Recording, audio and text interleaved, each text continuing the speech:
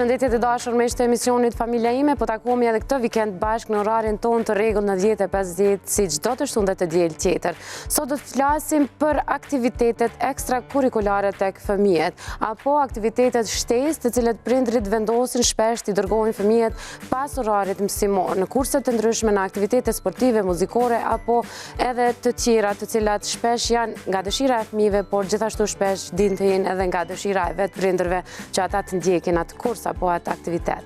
Për të folur për këtë temë, sot të ftuar në studio ka Donjeta Latifi Maliqi, mësuese e ciklit e ulët në shkollën Ismail Qemali, dhe Ibelinda Halili, psikologe.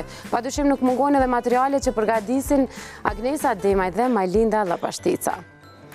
Por, si që donë tradita e emisionit, duhet ta ndjekim fillimisht rubrikën tonë të rregull të këshillave, që gjithmonë është shumë e pëlqyer nga gjithë ju, e pastaj të kthehemi për të biseduar temën tonë.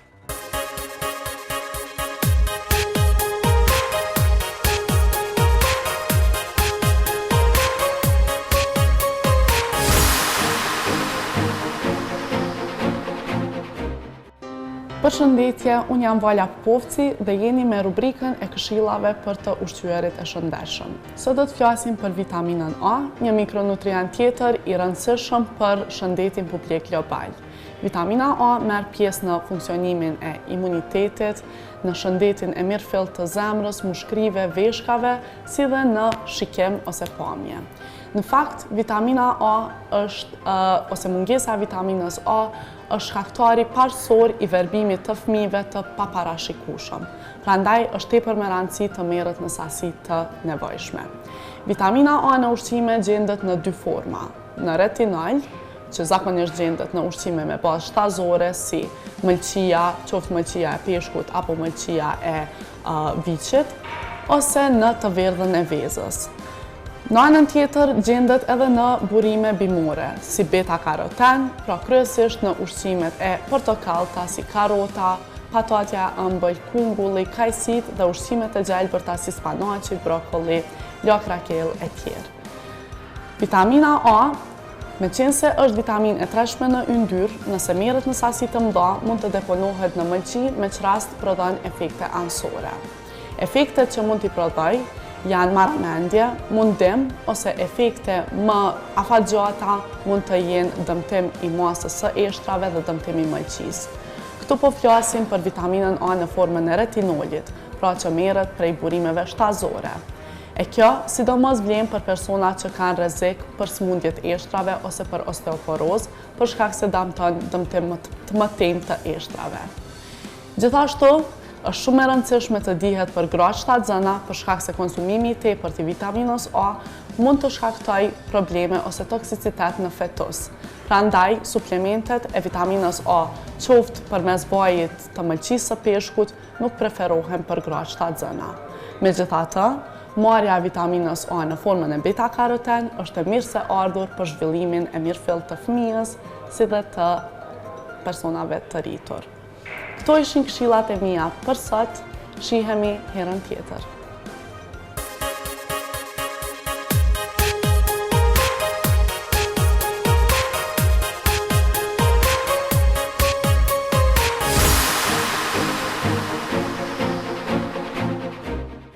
E kemi parë rubrikën tonë të rregull të këshillave, ndërkohë e paralajmërova në fillim të emisionit që do të flasim për aktivitetet ekstrakurrikulare të fëmijëve, të cilat janë të shumta, të shpeshta dhe po ndodhin sidomos me që jemi duke u bazuar më shumë në kryeqytet, por jo vetëm, kjo ndodh edhe në qytete tjera, janë shtuar aktivitetet, kurset kreative shumë, por shpesh edhe ndoshta të mundimshme që marrin energjinë më të madhe të fëmijëve. Po nuk i kam kompetencat tonë me konstatu, i kam mysafirët për këtë punë, mirë se erdhët në studio. Faleminderit shumë për kohën tuaj. Ibelind, fillimisht përgëzoj për lukun e ri. Se shikues tash të njohin, edhe e din që ke bën një ndryshim, shumë bukur po dukesh. Faleminderit. Është një temë që e kemi trajtuar para disa viteve, se jo muajve, por që kjo po vazhdon edhe u rrit me të madhe edhe më shumë këtë aktivitet. Fëmijët duke filluar nga klasa e parë, shtohen dhe ngarkohen me kurse shumë të mëdha. Shpesh është një ego e prindërve, që unë e them shpesh këto, të transformojnë dëshirën e vet tek rritja e fëmijëve. Në fakt, po, ke shumë të drejtë, me që e preke pjesën e egove, me vedi ose pa vedie, nuk e di, po në mënyrë shumë, le të themi, intruzive, po tentojnë me ndërtu një fëmijë sipas parashikimeve të veta, sipas dëshirave dhe projektimeve.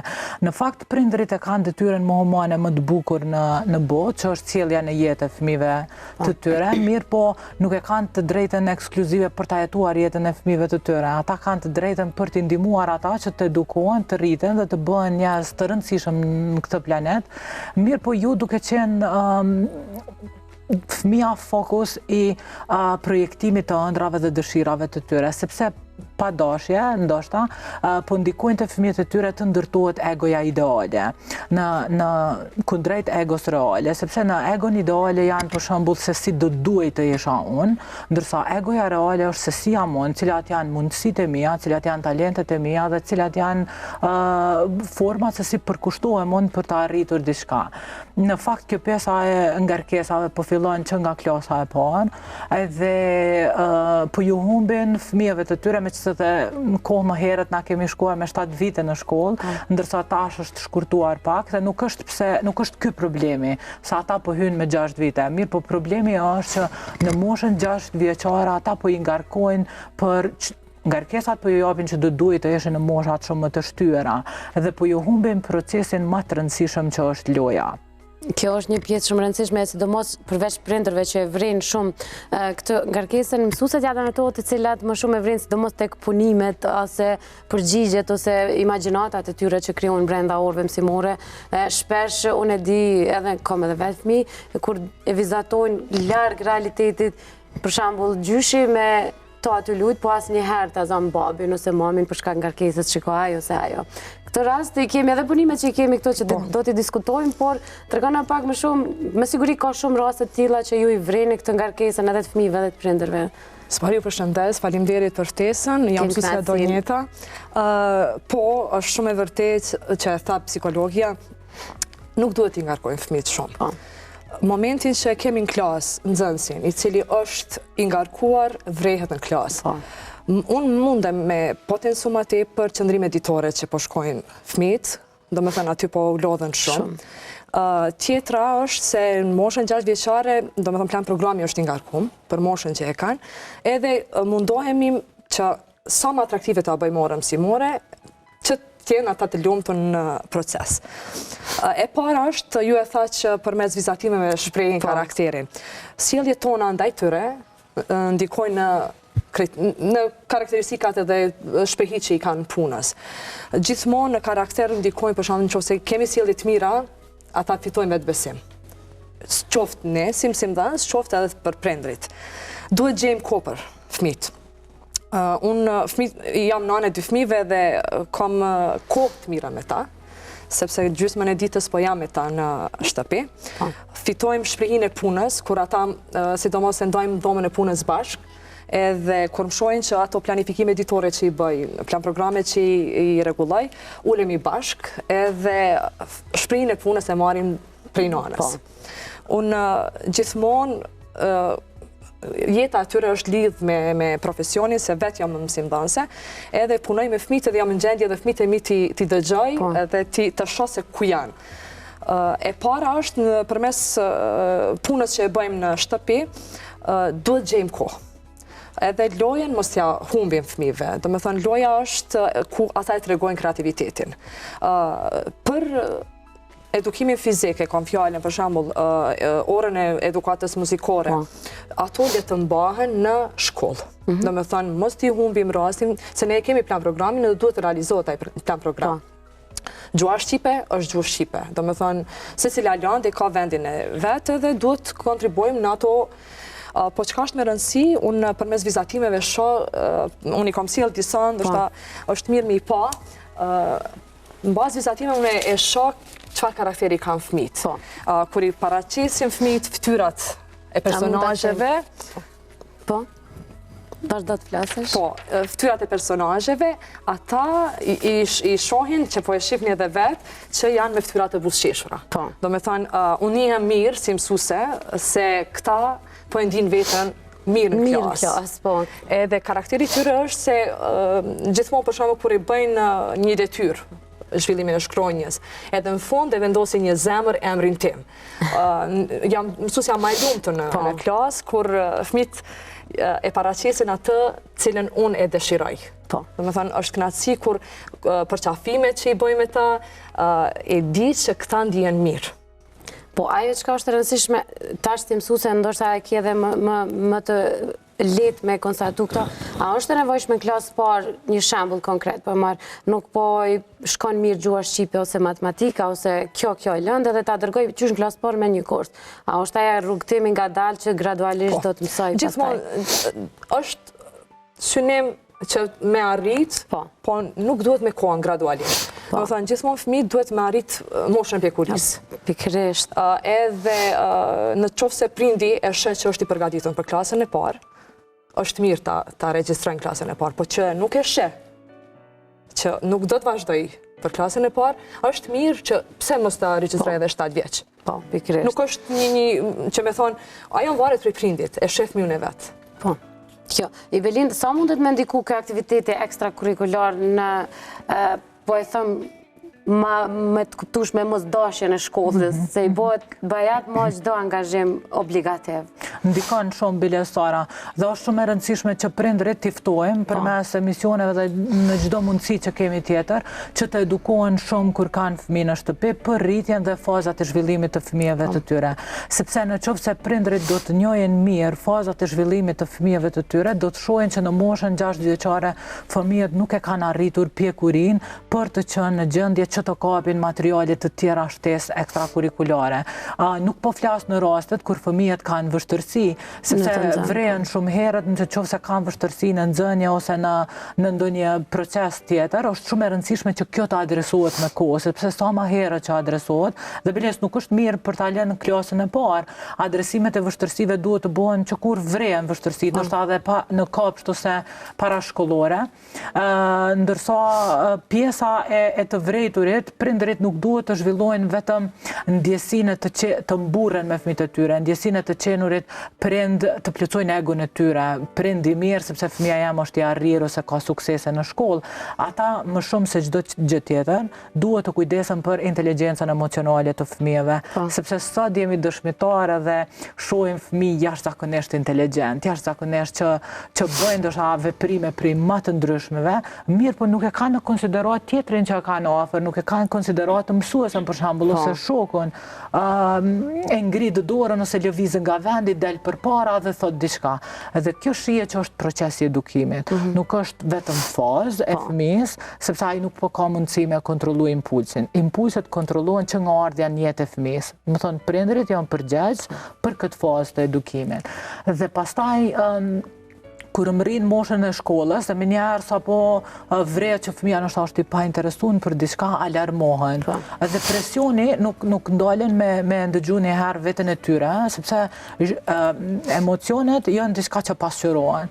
Edhe fëmijët kanë këto neuronet pasqyr, i reflektojnë emocionet e prindëve, mbyllen në vetvete, shohin që diçka nuk është mirë, nuk po shkon mirë, edhe kanë tendencën që ndoshta jo vetëm mos më ju pëlqy shkolla, po edhe shumë aktivitete brenda shkollës. Pikërisht kjo.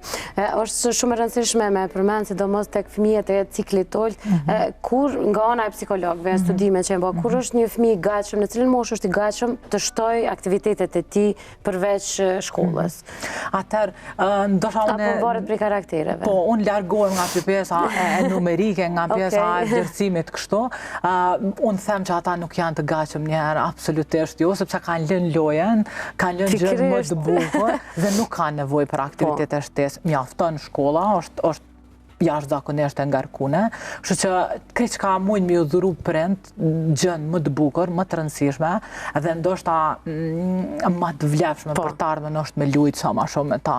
Milion detyrat e shtëpisë për ma vonë.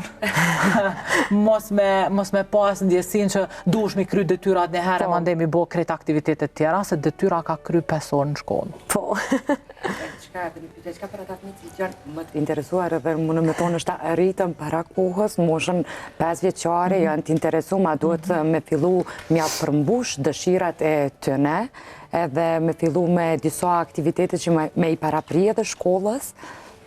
Agnesa, unë mendoj që fëmijët që janë për shembull ndoshta në disa fusha më të arrirë se gjenerata atyre duhet të stimulohen ndryshe. Nuk ka nevojë të mbingarkohen me aktivitete ekstrakurrikulare për shembull, edhe të shtohen detyra shtesë, po të stimulohen në forma të tjera.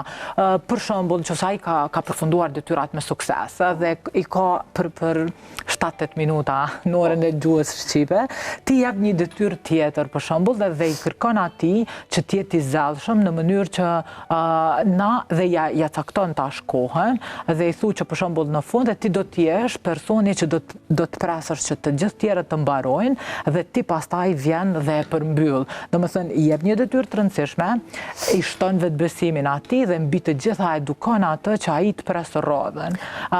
Ja nxit pjesën që fëmia e shef që në aktivitetet duhet të bashkëveproj me tjerat, jo vetëm ai. Po, është për shembull, mësuesja këtu mundet na tregu më shumë ka nxënësa, siç e thatë i Belinda, ose po e marr një shembull konkret, kur djalin ndonjëherë i përfundon detyrat më shpejt se që unë e prita, edhe unë i tham, hajde të bëjmë edhe diçka, ai automatikisht e merr rolin, po e them kushtimisht dembelit, pse duhet edhe diçka.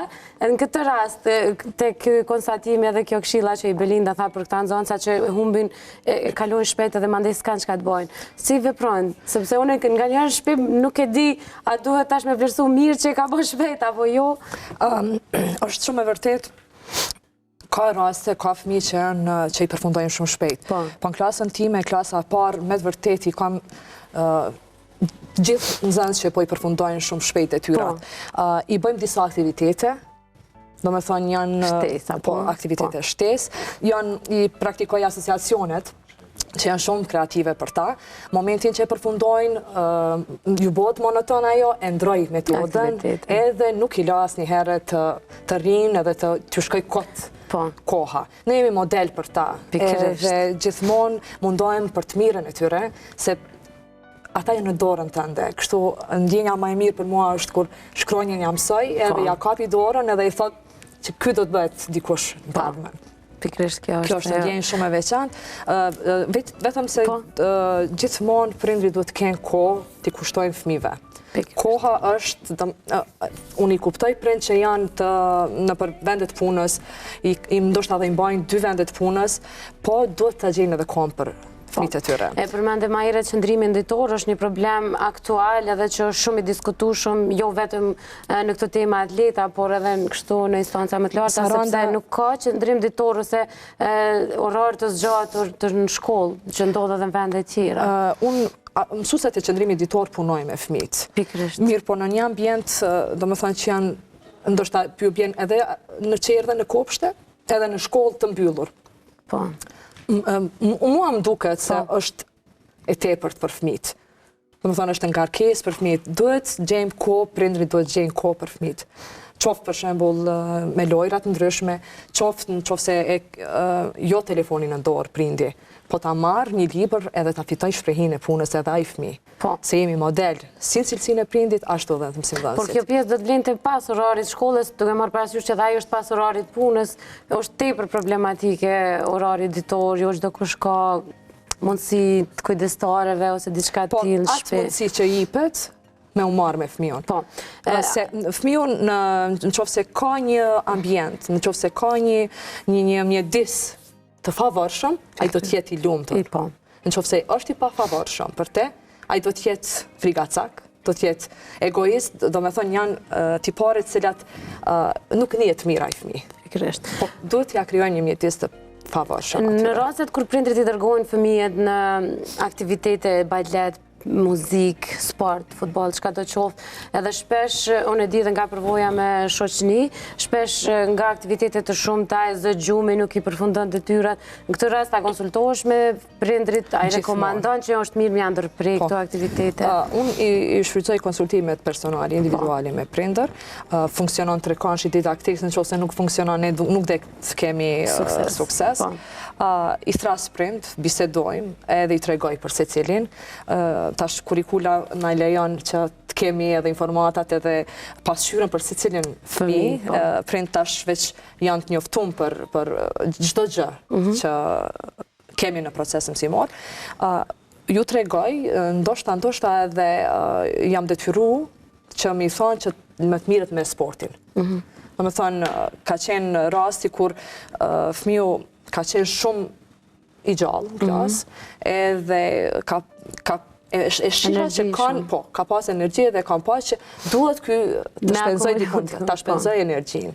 Edhe qka i ka ndimu, noti i ka ndimu shumë, e kam pa të arsyshme se prindin e kam pa që i ka mundësit edhe se do të kemi parasysh se dhe kujt si të drejtohemi, i referohemi. E ka ndërgu në natë, është shumë mirë përshkan. Edhe kjo është, do me thënë, i ka edhe ato antë kur e shetë arsyshme kur ka hapsin, pse jo, pse mos me e shfryzvo. Mirë po jo, në qofë se vish mi ja imponu. Unë po e marë për shembull, e kam një temë caktume në plan program, edhe ata nuk e shprehin me dëshirë edhe mësueset lutem apo ndihmon, shkoj edhe i ndihmoj. Mirë po e shoh që nuk po ndihet mirë. Se ka gjetë vetën. Nuk e ka gjetë vetën aty. E çka po do me paraqit, i kthehem. A bën personazhin cilin unë e dua po. Edhe aty e shoh që po ndihet mirë edhe pse mos më dhon hapësirën. Ose me muzikën, ose edukimi për shoqërinë, për shembull. I mësojmë rregullat. Ju flas, sjellja e mirë ju zbukuron, sjellja e keqe ju shëmton. Kështu që gjithmonë duhet me pas kujdes që këto rregulla që i mësojmë me i zbatu një jetë. Po. Evelin, është një problem të këto egoja e prindërve po dhe dëshira e fëmijëve. Nëse kjo është në proporcion, nëse një prind i pëlqen futbolli, njëkohësisht edhe djalit i pëlqen futbolli dhe patjetër e dërgon sepse e plotson dëshirën, a rekomandohet në këtë raste me i thonë për shembull djalit që është mirë të presim deri në klasë 3-4 kur ti pak më i gatshëm me pranu ka shumë informata, aktivitete, me ndërprej? Atër prindërit nuk duhet të jenë kërkues një herë para punës, ata duhet të jenë udhëzues në të gjitha raportet me fëmijët e tyre, do me thënë i bie që jo të sugjerojnë diçka dhe kjo të bëhet a priori, po udhëzuesi bjen.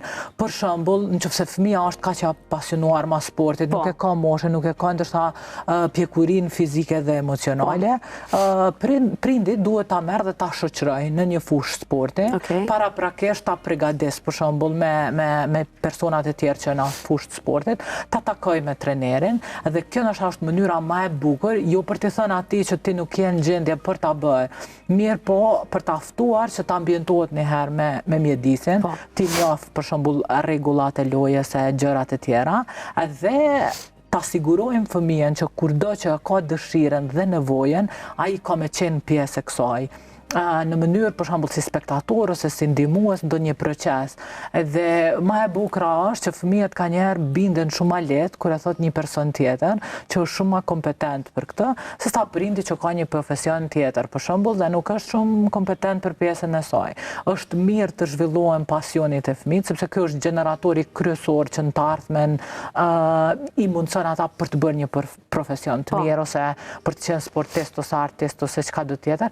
Mirë, po nuk duhet që të nxitet te fëmia ambicia e pashëndetshme, garimi i pashëndetshëm, ose për shembull shoku yt e ka bërë. Po. Kjo është gabimi më i madh i prindërve. Ka qenë shumë më e suksesshme se sa ti për shembull në një shfaqje baletit. E shef ajo e morr rolin primar ndërsa ti ke shoqëruese. Këtu unë e di që prindërit e bëjnë për shembull jo nga sepse nuk e kanë për qëllim për t'i lënduar fëmijët, absolutisht jo, por e bëjnë nga dëshira që ai të jetë më i miri. Po. Pritshmëritë kanë shumë të larta. Te kalueshme. Dhe këto pritshmëria në pasqyrë tyre nuk është se për shembull nuk e shohin që fëmia shumë shpesh e vren, që fëmia nuk po ka aftësi, nuk është i interesuar, ka interesime të tjera. Për shembull, insistojnë jashtëzakonisht shumë më marr me një aktivitet që nuk është as në potencën e fëmijës, po as në mundësitë që i ka, për shembull ambienti ku e dërgon dhe insistojnë, për shembull edhe i thonë, nëse ti mëson këto, në të ardhmen ke bëu dentist shumë i mirë ose ke me qenë këngëtare e famshme. Jo të gjithë fëmijët dhe njerëzit kur rriten ju pëlqen me qenë të famshëm. Pikërisht, kjo pjesë po du me ndalë se nuk a kanë kapacitet fëmijët me kuptu potezën që prindrit e hedhin. Për shembull, nëse ti lun me shok më shumë futboll se që e këshyr këtë film, ti mundesh mu bani futboller në të ardhmen, a e dinaj këtë organizimin jetësor që nëse punoj shumë kur të rritem bëhem ky, apo këta nuk e mendojnë qash larg situatën? Në fakt jo, se janë në fazën e të menduarit konkret. E shojnë dhe besojnë. Nuk janë ende në fazat e abstraksionit çka do të ndodhë në të ardhmen. Dhe mande fëmijët të mësojnë nga modelet që i kanë para, për shembull, dhe janë shumë simpatik nga njerë kur e pyesin, po ti pse nuk e bën? Ose ti pse nuk e ke marrë këtë pjesë? Dhe prindërit kalojnë mandej me njerë në fazë defensive se unë nuk pat kush me mudhzu, po mirë, do të duhej që kjo pjesë të, le të themi, të zhvillohej, po për kitazi me moshën. Edhe të shtoj edhe një pjesë, ka shumë rëndësi është që prindi nuk është se ata e bëjnë qëllimisht ose e kanë në çfarëdo aspekti tjetër.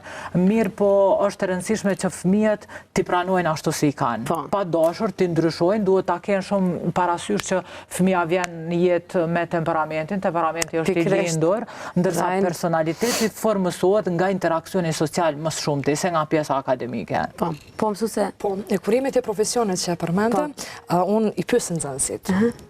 Çfarë dëshironi të bëni kur të rriteni? Ata më thonë që mësuse. Se ti modelja? Jo model për ta.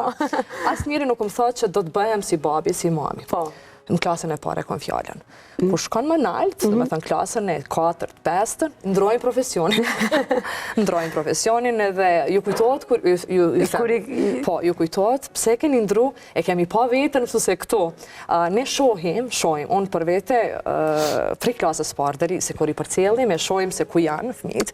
Edhe ndoshta e di për një fëmijë, e di që në të ardhmen do të bëhet arkitekt. E kam imaginatën, e shoh. Ose një tjetër me muzikën do të mirë. Gjithmonë të zbulu talentin. Mirë po jo në prezencë të fëmijëve. Asnjëherë nuk i them për shkak se ti do të bëhesh kështu. Unë e përmenda edhe me psikologën më herët, në gjeneratën e 3 që e kom përcjell, një nxënës ma lexon poezinë edhe më thot, nëse bëjmë pilot, do të vizitojnë tërë botën bashkë. Takova një ditë në rrugë, është në gjimnazin Gjevdedoda, dhe i thash, unë po pres me u thu bashkë. Kështu që gjithmonë jo me ju imponu. Imponimi është, do me thënë, pa dashje, pa dëshirë, atëherë nuk e do. Unë i falenderoj prindërit e mi, do me thënë, ata e kanë gjetë profesionin tim. Si e vogël, e kom dashur këtë profesion, babi dhe mami e kam pa që unë jam për mësëmdhënie edhe më kanë drejtu aty, më kanë drejtu mirë, kështu që i falenderoj shumë se e du këtë profesion, e bëj me qef. Edhe po të shkon shumë me karakterin, se shumë pozitive. Mundohem. Kur jemi tek ndërtimi i karakterit dhe ajo se çka udhëzohet nga prindët, çka pëlqejet më shumë, Ajlinda e ka një tjetër personazh këtu që na sjell. Domethënë disa prej tyre kanë fatin që përzgjedhja e prindërve domethënë të shkojnë në drejtimin ku edhe të rinjt dojnë. Mirë, po kjo është një pjesë e vështirë sidomos tek të rinjt, pasi që deri të bëhet momenti për me zgjedh profesionin, ata ndryshojnë shumë profesione të ndryshme, ndoshta disa prej tyre kanë edhe imponimet e prindërve. Mirë po, se çka kalojnë ata deri në përzgjedhjen e profesionit, a e marrin ato se çka thonë prindërit, a e marrin ato se çka dëshirojnë, kështu që e shohim një personazh i cili ka vendosur me zgjedh profesionin e tij.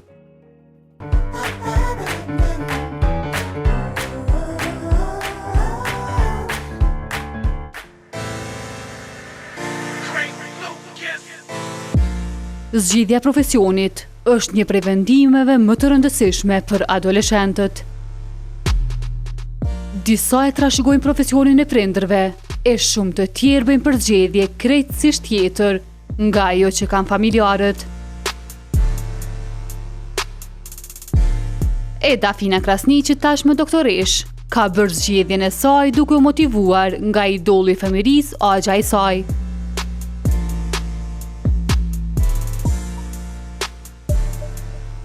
Kom pas përqefi lanë natyrore. Do me thonë edhe kom fillova, ishte provimi pranus, mjekësi. Për fat mirë u pranova dhe nuk pata do me thonë dilem tjetër se cilën profesion do ta zgjedhe. Fakulteti mjekësisë gjatë komplet 6 vite, edhe 6 muaj do me thonë i ki praktik.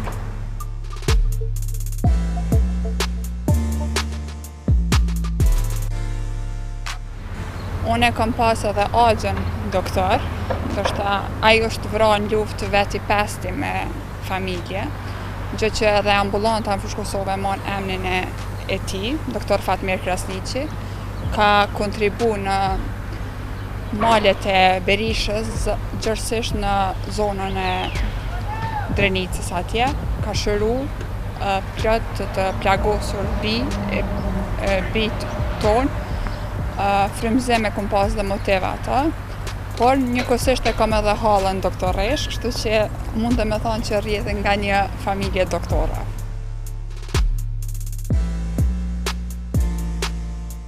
E qëllimi i saj është të kontribojë në mënyrën më të mirë për vendin e saj si një radiologe e suksesshme në të ardhmen.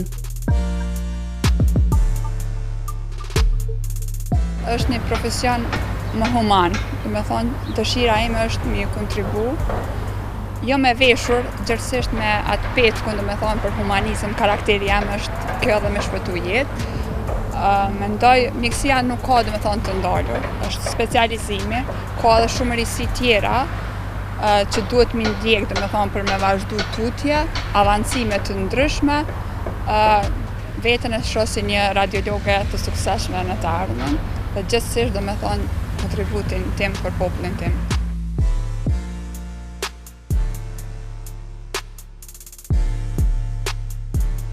Nuk kam pas preferencë tjetër, dëshira o ka në imja, e zjarrt, edhe normal kam pas me përkrojën e familjes komplet, edhe të prindërve në veçanti.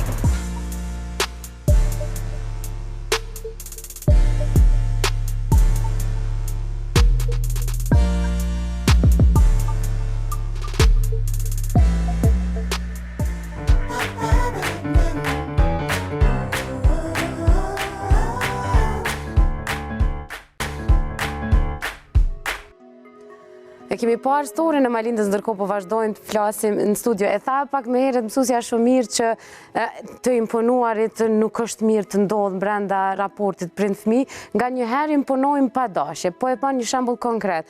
Në fazën në 3 vjeçare i blej më shumë libra zjarfiksave dhe djali, vajza, fëmija, se unë kam djali dhe mendoj që duhet veç për djali me fol. Fëmijët mendojnë që zjarfiksi është profesioni më i shejtë. Nëse ti ja blen librat e shëndetësisë, ata mendojnë që mjekësia është profesioni më i mirë.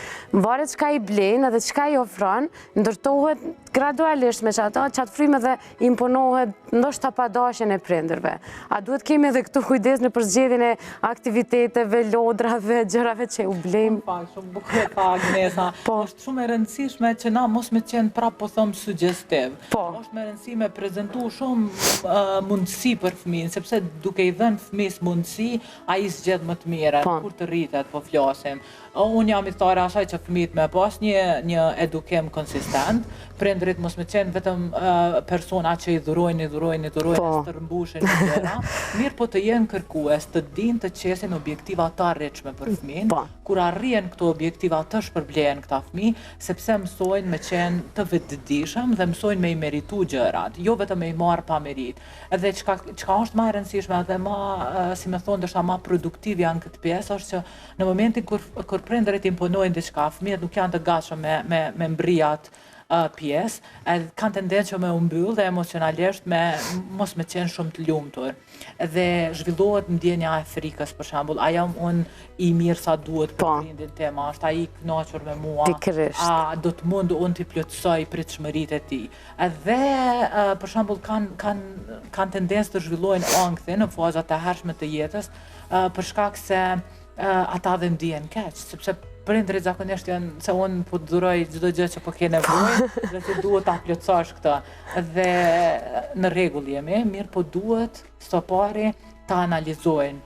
A është fëmija i gatshëm apo nuk është i gatshëm? Nëse është i gatshëm, në rregull, le të vazhdojnë tutje, mirë po nëse po e sheh që diçka ka një farë hezitimi, për shembull me shku në shkollë, ose nuk don me shku në balet, ose nuk don me shku në muzikë, ose për shembull heziton me shku në sport, atëherë pikasni gjëra që janë shumë praktike. Për shembull nëse qohen të irrituar dhe kanë tendenca me pas ankesa fizike, po më të mbarë, po më koka, pak kom temperaturë. e gjërat të tjera janë shenja që të gjithë prindrit mund t'i kapin. Po. Dhe duhet t'i marrin seriozisht. Te kjo pjesa e prindërve, sepse është pjesa më e ndihshme, edhe me siguri e keni shumë probleme edhe te kumtimi i aktiviteteve të fëmijëve. Unë e di se prind të gjithë pritshmërit i kanë që i kalojnë kufit edhe dojnë që fëmija e tyre të jetë më mirë. Në momentin e parë që mësusja pak ka një ankesë vogël për atë fëmijë, sendi parë që mendojnë është ta dërgojmë në kurs matematikës se s'pi shkon matematika. Në këtë raste, si e gjinë qasjen në mënyrë që së bashku me drejtuat fëmijë në mënyrën e drejtë mësuarit? T'jeme sinqert nuk e kom pas atë problem. Ende ju. I gëzojmë fatit se jo mundu me bo maksimumin. Edhe momentin që kam pas që po mbetet mbrapa fëmiu, në konsultime me prindin, kam punu me ta. Në qofë se nuk është tregu në test mirë, ja kom dhënë fjallën edhe me gojë, me u shprej, ja mundu që me gjetë shkaku ku është pse kam betë mbrapa. Dhe me thonë, asë njëherë nuk e kom drejtu që të shkoj në një kurs të matematikës, ndoshta është fjalla për klasën e parë deri në të 5-ën, nuk ka qenë nevojshme klasën time të shkojnë në kurset që po praktikohen tash. Mirë po, në kursën e gjuhës angleze që po shkojnë, fëmijët aty let mbetet në përgjegjësinë e prindit, do të thonë ata vlerësojnë sa duhet të shkojnë apo jo, po nuk kisha thënë për klasës parë. Është herët. Është herët. Po edhe pse nuk është konstatim për moshën, që është e tha edhe i Belinda, po megjithatë vetë prindje përjeton shumë rënd klasën e parë edhe ma shumë se tani edhe fëmija merr stresin. Në klasën e parë është faza adaptimit. Janë ato, domethënë janë ngarkesat, është plan programi ngarkuar për moshën që nuk korrespondojnë tekstet mësimore. E përmenda më herët. Është një jetë tjetër, është një jetë me plot sfida, takimi me mësuesen, adaptimi. Unë e kam problem, besomni që kur fillova, me rëndësi me dashtë mësuesen. Kam pas kënaqësinë që fëmijët nuk kanë qajtë me kërku prindin. Ndihem mirë kur ata janë mirë në klasë edhe shprehin përmes vizatimit, përmes aty e shoh që këta kur dal jashtë, mësuese 2 ditë vikendin nuk pat pasi si është e mundur. Edhe, unë jam shumë e kënaqur, domethënë edhe me angazhimin e prindve. Sinqerisht kam bashkëpunim jashtëzakonisht madh, funksionojmë shumë mirë.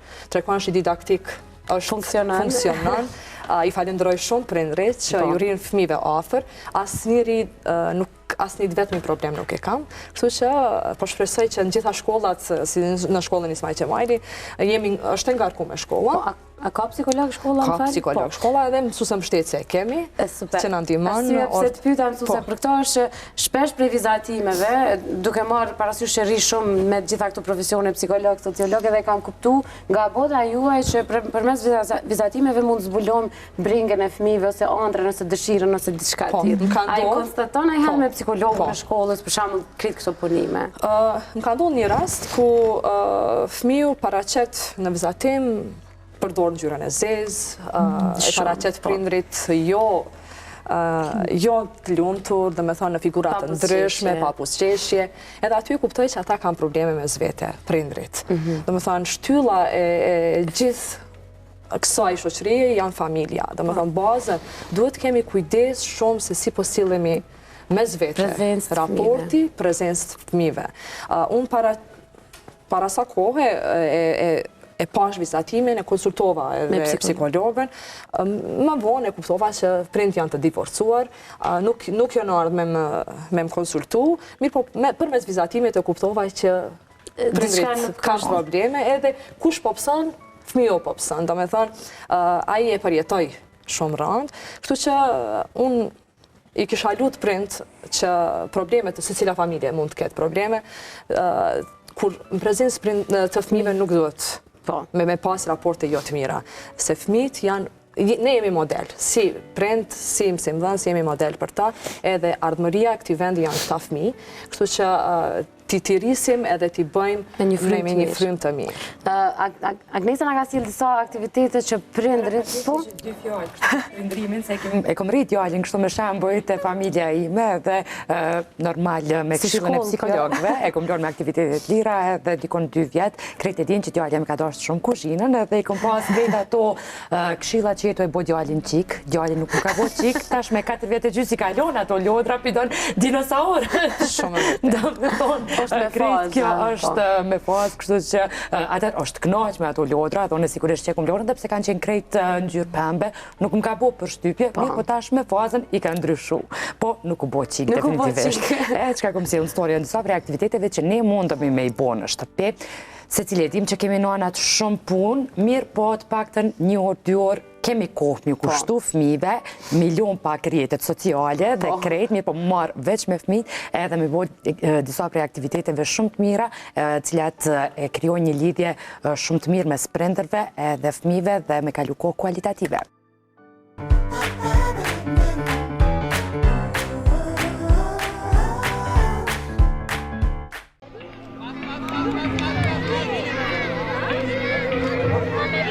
Çdo sekond në jetën e tyre, ata mësojnë diçka. Prindërit duhet të bëjnë një orar aktivitetesh që fëmijët e tyre të zhvillohen në mënyrën më të mirë. Ushtrime trupore, sa të dobishme, aq edhe argëtuese mund të jenë për fëmijët. Sipas ekspertëve, çdo ditë 30 minuta aktivitet fizik bën që i vogli juaj të ketë një trup të mirë. Aplikojeni këtë gjë për të mirën e fëmijëve e edhe tuaja. Gatimi është diçka pas të cilës pasionohen shumë fëmijë. Ata mund të jenë kuzhinier të përkryer nëse ju jepni hapësirë imagjinohetës së tyre. Në këtë formë, ata zhvillojnë idetë të tyre dhe ndihen me më shumë vetbesim dhe si rezultat mund të jetë një ëmbëlsirë shumë e shijshme.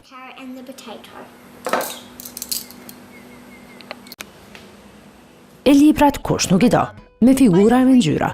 Ato mund të jenë shumë atraktive për të voglin tuaj.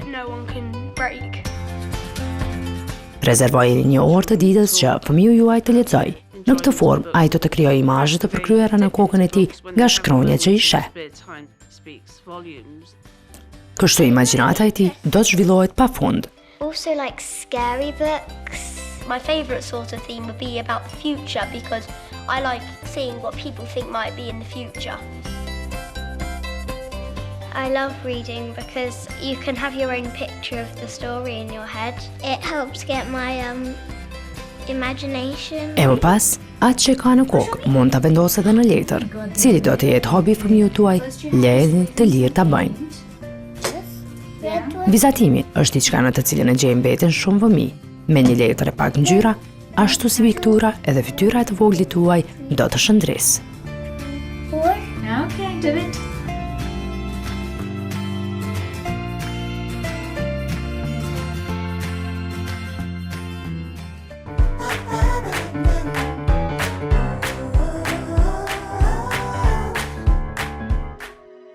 Jemi në pjesën e fundit të emisionit Familja ime, jemi duke folur në përgjithësi për mënyrën e drejtë të orientuarit të fëmijëve qoftë nga prindrit apo mësimdhënësit, edhe sidomos tek ngarkesat që ne mund t'u shkaktojmë pa vedije që ajo mund të quhet ngarkesë. Aktivitetet ekstrakurrikulare të fëmijëve.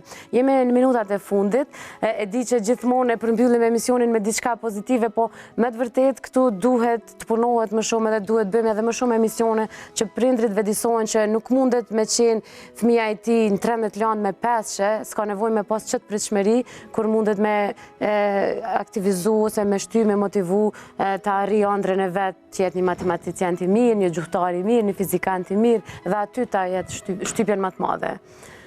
Nuk duhet, po them, nuk duhet të marrin satisfaksion dhe kënaqësi nga nota, sepse notat nuk janë shumë objektive, zakonisht kanë bazë subjektiviteti dhe për çato vendet që janë ndoshta më potente në aspektin e zhvillimit arsimor janë shtetet nordike, u biles së fundmi kanë zvogluar orarin e të qëndruarit në shkollë, kanë larguar notimin me numër ose me shkronjë siç e bëjnë në pjesën e shteteve të perëndimit e tjera.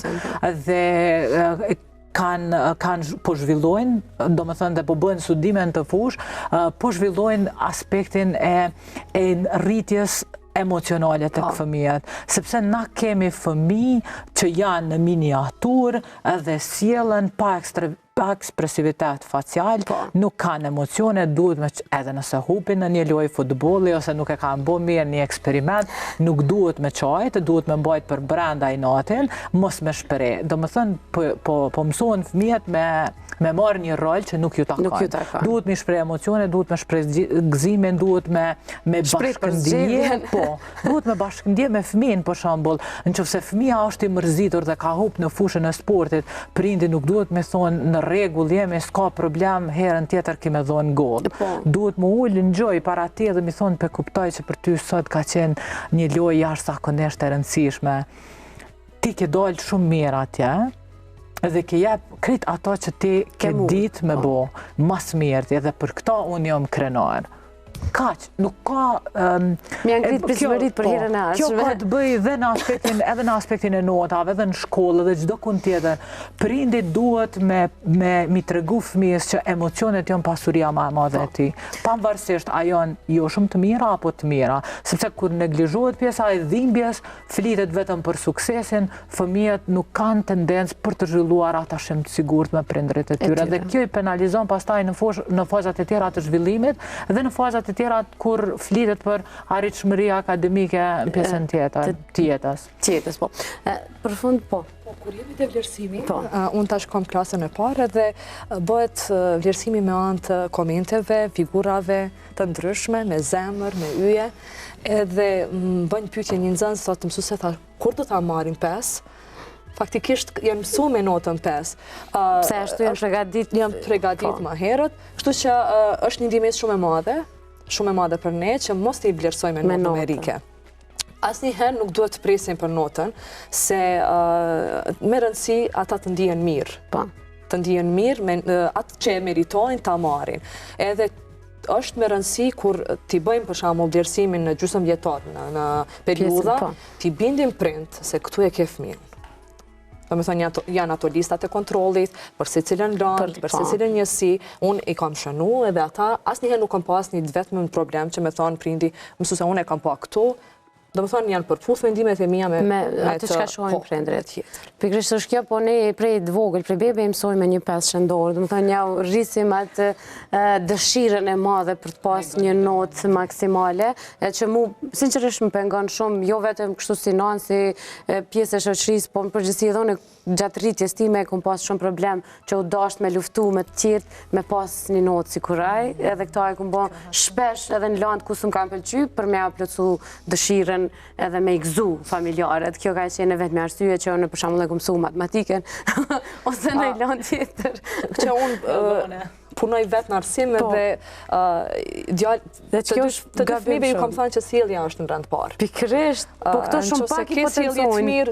I kam thënë non, këto janë mundësitë tua. Nëse ti në një lëndë e ke notën 4, aty e ke meritu. Unë e di se e ke fitu ti shprehin e punës. Gjithmonë duhet me pa edhe prindi se ku e ka fëmijën e vet. Kjo po të ndodhë, do t'jetë edhe më... Unë punoj... Po i dëgjoj, fëmijët janë 23, po i dëgjoj edhe punoj me ta. Do më thëmë përse cilin e di se ku janë, edhe gjej kohë dhe për fëmijët e mi të shojnë se ku janë. Ata kanë fitu shprehin e punës, kjo është me rëndësi për mua, sjelljet i kanë të mira, kjo është. Aty, ku nuk ka për shembull rezultat, nuk ka tregu rezultat, mbetet në përgjegjësinë e mësimdhënësit, aq që ka vlerësu edhe duhet me pranu si prind. Pikërisht. Jo me mendu tash fëmiu im të arrihet në rezultate që nuk i meriton. Pikërisht. Faktikisht nëse nuk ka shkatësi në edukatën fizike, atëherë i ala arsimtarit adekuat dhe ai e vlerëson si duhet. Sepse ai është kompetent për atë punë. Pikërisht. Faleminderit shumë mësuese, është se ju kemi prapë në emision edhe kemi shumë shka të bisedojmë bashkë. Faleminderit shumë për ftesën. Për shkak të detyrat e shtëpisë një ditë do ta diskutojmë. Faleminderit shumë. Faleminderit shumë. I Belind kam kënaqësinë çdo herë. Faleminderit shumë që ka ardhur. Faleminderit edhe juve. Faleminderit edhe juve miq, ne do takohemi me tema me mysafirë tjerë deri në takimin tonë të ardhshëm. Mirëmbëjtje.